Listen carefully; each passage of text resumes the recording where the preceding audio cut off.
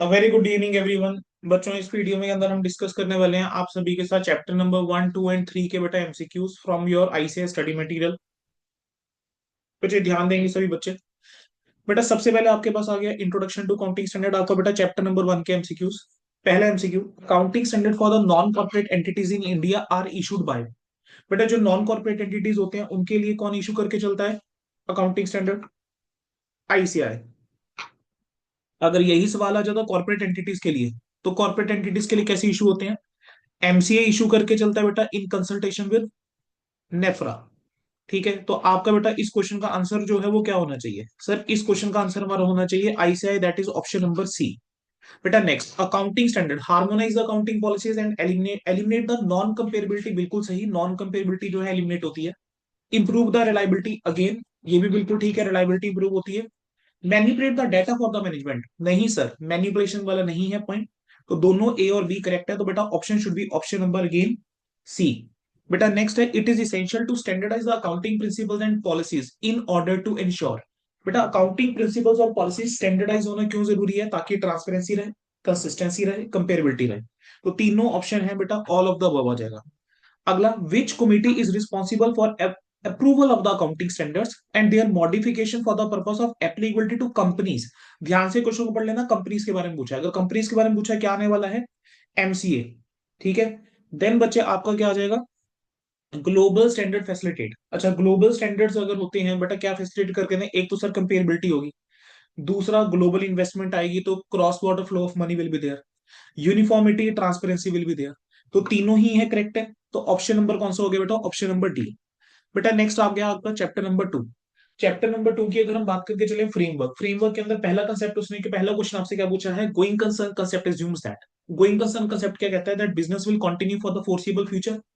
ना तो कोई हमारी इंटेंशन है, ना ही निसेसिटी है कि हम क्या करके चलें, लिक्विडेट करके चलें या कर्टेल करके चलें मटेरियल ऑपरेशंस को। ठीक है, तो business can continue in operational existence for the foreseeable future. Business can not continue, ये तो गलत हो गया। Business is continue to be profitable, अरे जरूरी थोड़ा ना बिजनेस प्रॉफिटेबल ही रहेगा। ठीक है, business can not continue if it is not able to earn profit. बेटा क्या कहता है going concern? Option number A. Two principal qualitative characteristics of financial statements are. अच्छा क्या क्या थे जरा याद करते हैं। सर चार क्वालिटेटिव कैरेक्टरिस्टिक्स होते हैं। पहला था अंडरस्टैंडेबिलिटी, देन आपका बेटा आता था रेलेवेंस, रिलायबिलिटी एंड कंपेरेबिलिटी। तो what should be your option? Sir option should be relevance and reliability, option number B. All of the following are components of financial statement. चलो कंपोनेंट्स क्या कहते हैं financial statement के? Sir balance sheet होता है, statement of P and L होता है, cash flow statement होता है, notes, explanatory statements, explanatory reports हो गए आपके। ठीक है, और अदर स्टेटमेंट्स आ जाती हैं। बैलेंस शीट कंपोनेंट है, statement of P and L component है। सर ह्यूमन रिस्पॉन्सिबिलिटी रिपोर्ट और सोशल रिस्पॉन्सिबिलिटी रिपोर्ट। बेटा कौन सा ऑप्शन रहेगा इसका? सोशल रिस्पॉन्सिबिलिटी रिपोर्ट हम कंसीडर करके चलेंगे as component. Human responsibility report should be the answer. पूछा था कौन सा कंपोनेंट नहीं है, एक्सेप्ट लिखा हुआ था बेटा, कहीं पहला वर्ड पढ़ के सीधा टिक मत कर देना, बैलेंस शीट गलत कर बैठोगे। And accounting policy can be change. अच्छा अकाउंटिंग पॉलिसी को कब कब चेंज कर सकते हैं? Sir if it is required by statute. ठीक है, दूसरा अप्लाई करने के लिए अकाउंटिंग स्टैंडर्ड, यानी अकाउंटिंग स्टैंडर्ड के चलते। और तीसरा क्या था कि आपको ऐसा लगता है कि मोर अप्रोप्रिएट प्रेजेंटेशन रहेगी तो। ठीक है, तो तीसरा पॉइंट अप्रोप्रिएट प्रेजेंटेशन। तो ये तीन चीजें थी बेटा जहां पर आप अकाउंटिंग पॉलिसी जो है वो चेंज कर सकते हो। पहला बाय स्टैट्यूट और एएस करेक्ट है, फॉर मोर अप्रोप्रिएट प्रेजेंटेशन ये भी करेक्ट है, both A and B, so option should be C, both A and B. Value of equity किस वजह से चेंज हो सकती है? बेटा जो भी कंट्रीब्यूशन रहेगा या जो डिस्ट्रीब्यूशन रहेगी उससे चेंज होगी। कोई इनकम अर्न करी है चेंज होगी, कोई एक्सपेंस इनकर करा है चेंज होगा, तो option number D will be there. ठीक है, चलिए बेटा अगला आ जाता है आपका chapter number 3 now, applicability of accounting standards की अगर हम बात करके चले। पहला उसने कहा कि non corporate entities which are not level 1 entities and whose turnover excluding other income exceed dash rupees but does not exceed rupees 250 crores in the immediately preceding accounting year are classified as level 2 entities। चलो बेटा recall करते हैं। Sir क्या पूछा है? Turnover. अगर मैं turnover वाला क्राइटेरिया रिकॉल करूं तो लेवल 1 के लिए क्या होता है? लेवल वन के केस में कहता है अगर वो एक्सीड करके चल रहा है किससे बेटा, 250 करोड़। लेवल टू की अगर हम बात करके चलें तो लेवल टू के लिए क्या कहता है वो, अगर वो एक्सीड करता है 50 करोड़, लेकिन क्या एक्सीड नहीं कर रहा है, 250 करोड़ एक्सीड करके नहीं चल रहा है।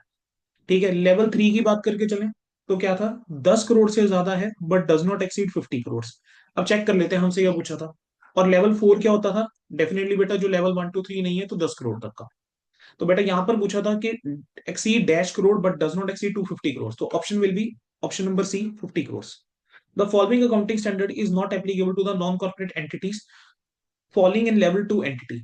बेटा कौन कौन से लेवल टू एंटिटी के ऊपर अकाउंटिंग स्टैंडर्ड नहीं लगते हैं सर, उसकी अगर हम लिस्ट देखें, अकाउंटिंग स्टैंडर्ड बेटा 3 नहीं लगता, 17 नहीं लगता, 20 नहीं लगता, 21, 23, 25 और 27 नहीं लगता। बेटा मैंने आपको इसको याद करने का तरीका क्या सिखाया हुआ है, बेटा 3 और 17 हो गए 20। उसके बाद जो है आपने कौन से नंबर्स लेकर चलने हैं, चार आपने ऑड नंबर्स लेकर चलने हैं, 21, 23, 25, 27। या मैं ऐसा बोलूं कंसोलिडेशन स्टैंडर्ड और इंटरम फाइनेंशियल रिपोर्टिंग वाला। तो आपका ऑप्शन क्या आना चाहिए बेटा, ऑप्शन नंबर बी। कह रहे हैं जितने भी नॉन कॉर्पोरेट एंटिटीज हैं engage in the commercial industrial and business reporting whose turnover exceed rupees 250 crores in immediately preceding accounting year। बेटा अभी पढ़ा हमने लेवल वन एंटिटी होना चाहिए। कह रहे हैं जितनी भी नॉन कॉर्पोरेट एंटिटीज हैं जो कि एंगेज है इन द कमर्शियल इंडस्ट्रियल और business activities having borrowing including public deposit in excess of 2 crore but does not exceed 10 crore. अच्छा बोरोइंग को रिकॉल करते हैं। अच्छा लेवल वन के लिए सर बोरोइंग क्या थी, 50 करोड़ से ज्यादा at any time. Level two के लिए क्या थी सर, 10 करोड़ से ज्यादा बट 50 करोड़ तक। लेवल थ्री के लिए बच्चे क्या होता है, लेवल थ्री के लिए 2 करोड़ से ज्यादा बट अप टू 10 करोड़। ठीक है, और लेवल फोर के लिए क्या हो जाएगा, अप टू 2 करोड़। ठीक है, तो हमारे पास बेटा कौन सा यहाँ पे पूछा, 2 करोड़ से ज्यादा और 10 करोड़ तक। तो हमारे पास क्या आएगा ये, ऑप्शन नंबर सी होना चाहिए अगेन, यानी लेवल थ्री। एसएमसी का मतलब क्या होता है बेटा, एसएमसी, एसएमसी के मतलब की पूछा है, कह रहे हैं which may be a bank financial institution, अरे नहीं sir, which is not a bank financial institution और इंश्योरेंस जिसकी turnover does not exceed 250 crore, correct. 250 crore से टर्नओवर नहीं होना चाहिए, लेकिन एक बार बाकी ऑप्शन भी देख लेते हैं। टर्नओवर डज नॉट एक्सीड 50, गलत। Turnover does not exceed rupees 500 crore, गलत। So option should be option number B.